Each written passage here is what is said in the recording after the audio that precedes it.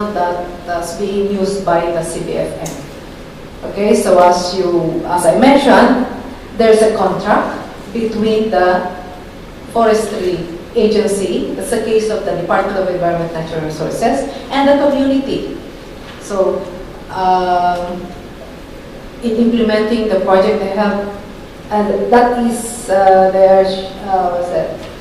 community is providing labor, sometimes capital, and the knowledge, while the forest agency provides the professional knowledge, capital, and sometimes the land, because the land is a public land. Okay, so the success of, as I said, mentioned earlier, the success of the project would depend on the commitment of both parties. So it's really participatory approach. Okay, so there is what you call empowerment of communities through this program. So the main thrust of CBFM in promoting participation is for the community to own the program after being guided by the support organizations. So they should own the program. No? The program reinforces itself to the community by developing commitment, enhancing participation, and improving the likelihood of sustainable outcomes from the project. Thus, it underscores the value of people's participation as a key strategy towards the advancement of a sustainable forest management. There are lots of assessment reports on the program, the CBFM. And one of the flaws, one of the shortcomings, is that in terms of the shortcomings in terms of participation, that the people in some areas, but of course there are success areas, in some areas, they complain that not all stages of development are being participated in by the people. Okay, so that means perhaps it's very much a top-down approach where the national government, the forestry agency, will just give the people, the community, the project. They select it and then they implement it. They're not really involved in even the design and planning of the project. So not all of the stages, phases of development, the people are involved. So there's no effective participation among community members. So that's one of the shortcomings of the program. Okay, what are some of the benefits of CBFM?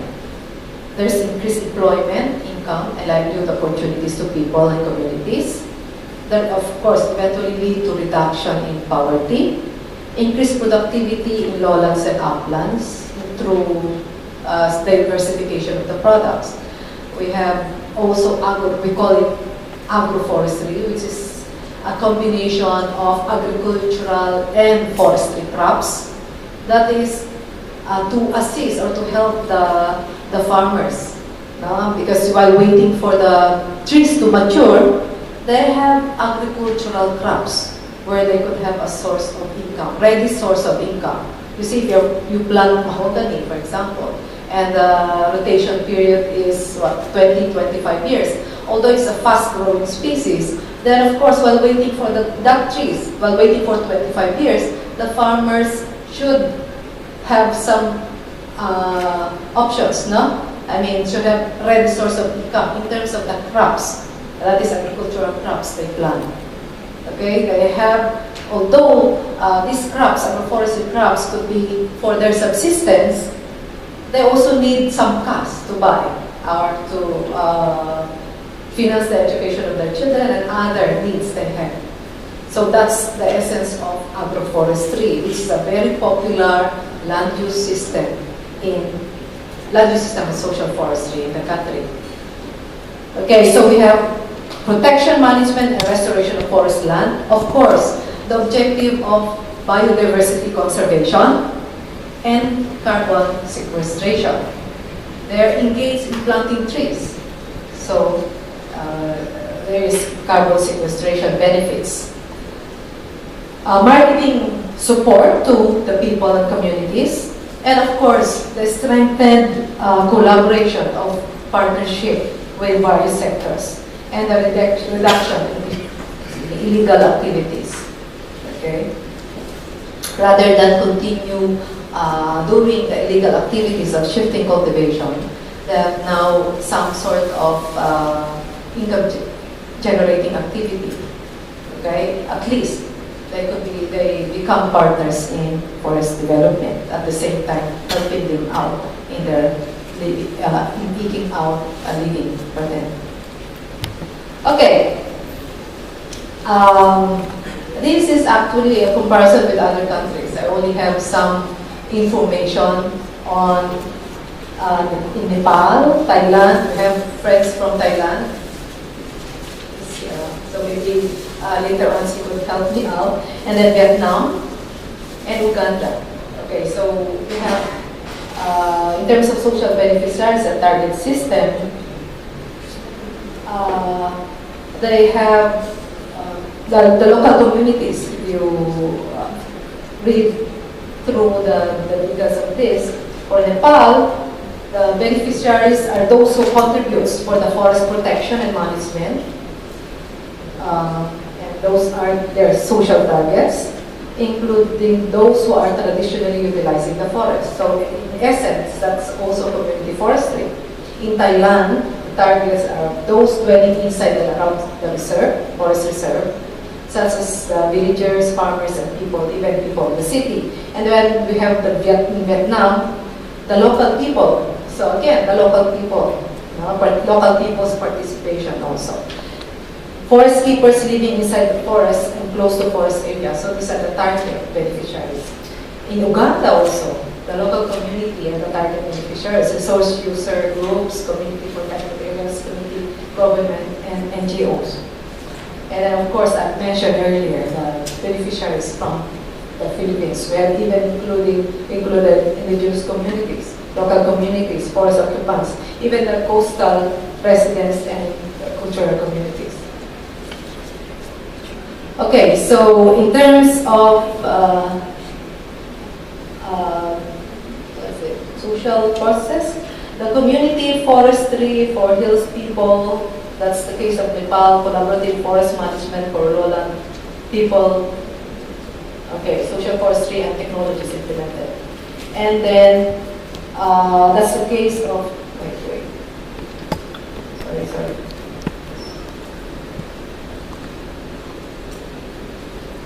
Okay, so in the case of Thailand, we have the forest village programs. Also, the term is almost the same. We have the community forestry program and the community-based resource management. And then for Vietnam, forest management by clan, ethnic group, by village or hamlet, and mass organizations. So this, in essence, is again, participatory and looking after the welfare of the communities. And in Uganda, we have community conservation approach, centralized natural resource management, community resource and access use program. And as I said earlier, in the Philippines, we have the CBFM, the CBNRM, Community-Based Natural Resource Management Program, and also the Coastal Environmental Program. So even mangroves are also having, a program for the communities, which is also community forestry. So it's not only including terrestrial and forestry areas, but also mangrove areas. And then, in terms of the social forestry processes, we have the community forestry user groups in Nepal. And we have in Thailand the establishment of local committees for the management and operation of the forest area. In Uganda, we have social forestry works through reduction of the animosity between bridging the gap between the communities and the local or national authorities. That's extending the benefits to the local communities. And then we have in Vietnam, the government works with 3 general forest land use categories for production, protection, and for conservation. Okay, so in the Philippines, the DNR is helping the people identify and create community organizations and farmer groups.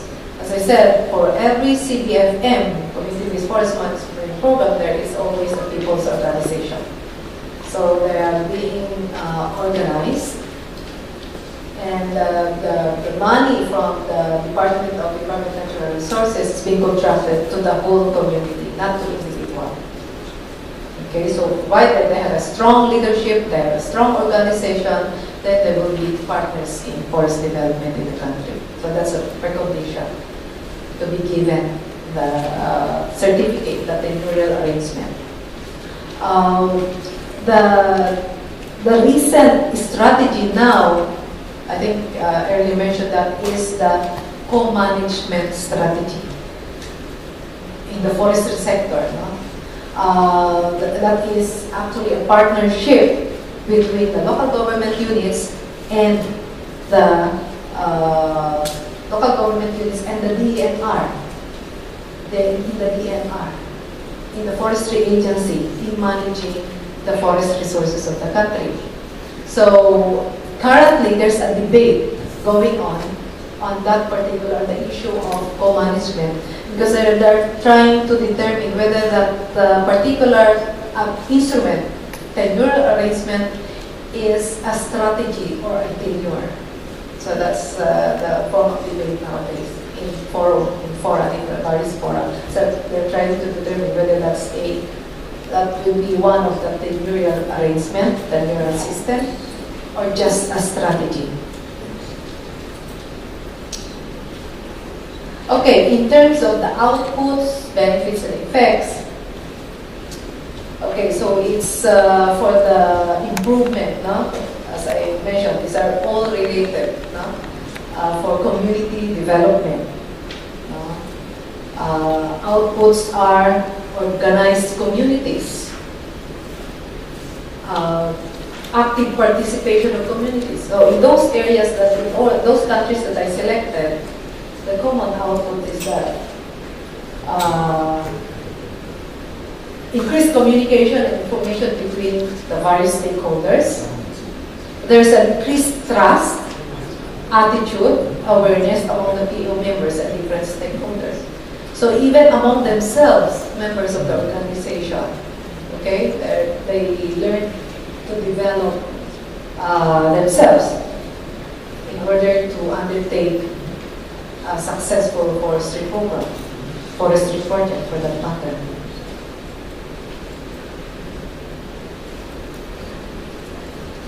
Okay, so sorry, I forgot the animation thing.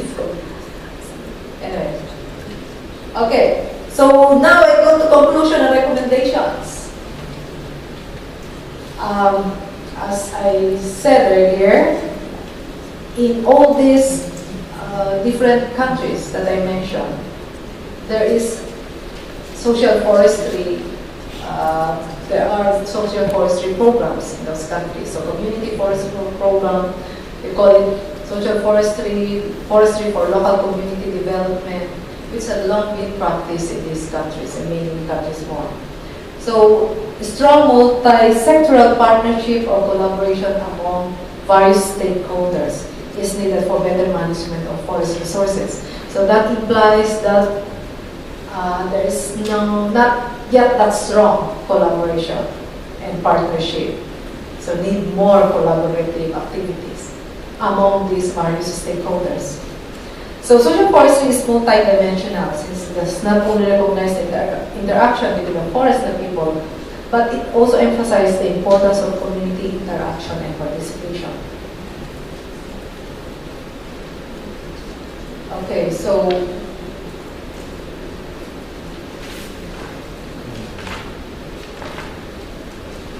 governance by and for the local community should not only consider the effects on forest management, but also on the ways on how the groups or communities will improve their knowledge, skills, attitudes, and advocacy. And then gender roles should be considered, as this will open up avenues for increased cooperation and work efficiency among members of the community. And then community forestry must be people managed. That's really, we're advocating that ever since. Oriented towards grassroots development, including decision-making, implementation, and enforcement, and benefit sharing. Benefit sharing is always an issue. When you talk about the benefits of community forestry, even talking about REDD+, that's also one of the issues on how you share the benefits from these projects. So, okay. Okay, I think that's all.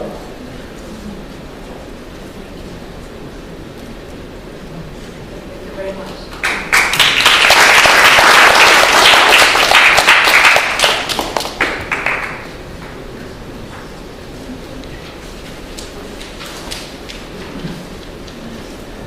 Thank you for your practical and smart presentation.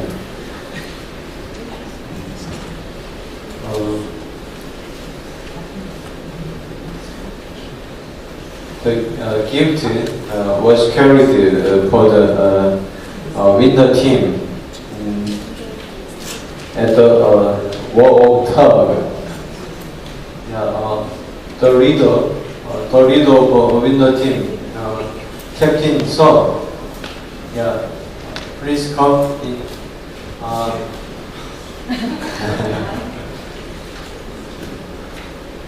What do you think about it? What is the reason of your winning? You already told me that. Just by the looks. As you said, I wait. It's a scratch. Yeah, but Big ladies. no. But the leader of the defeated team said he was afraid of your pace. Sometimes I need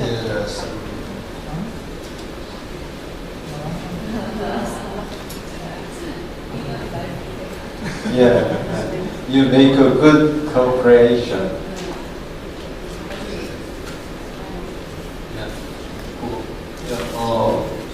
As I promised, I will give some gift for the winner team. Yeah, that's what I need.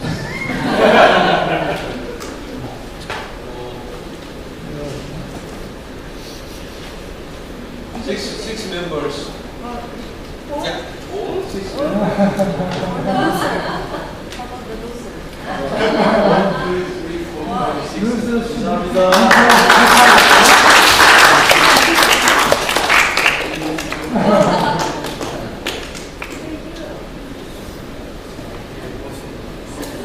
His memory is very good.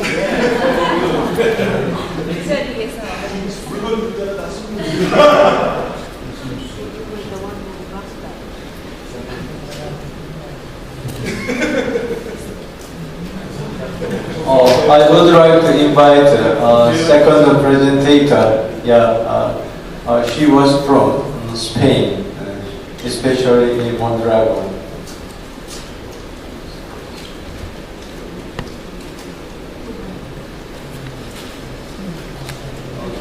Just a moment.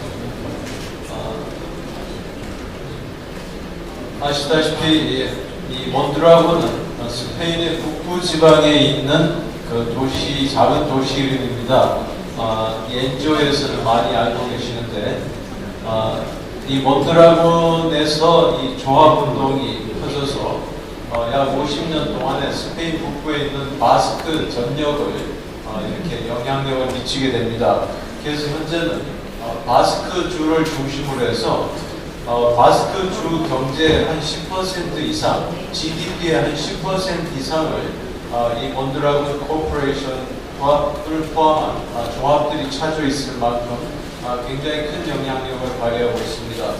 그 정도 사전 지식을 가지시고 오늘 이사스푼 교수가 발표하는 것은 아주 기본적인 그 원리 그리고 또 비디오 이런 것들을 포함하게 됩니다. 우리 다시 한번 또 큰 박수로 환영을 해주시면 고맙겠습니다.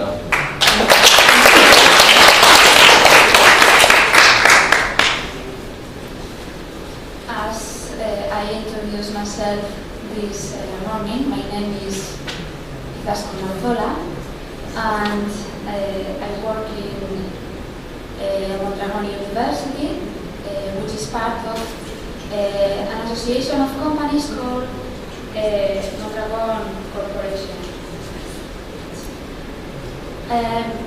During my presentation, I'm not talking about environment, forestry. I am going to talk about doing business, but doing business in different way. I would say doing business ethically. As you will see in my presentation, Mondragon Corporation is an institution where the key elements of social capital can be found: network, trust, and cooperation. And really, when I prepared this presentation, I brought a lot of slides, but taking into account the time I have to explain all these slides, and taking into account that the activities we made before have been very interesting, and now thinking about my presentation that might get bored to you, I decided to not explain all the slides. Anyway, if you have any question, I will be very glad to answer to you. And I decided to go directly to the point, to explain Mondragon Corporation.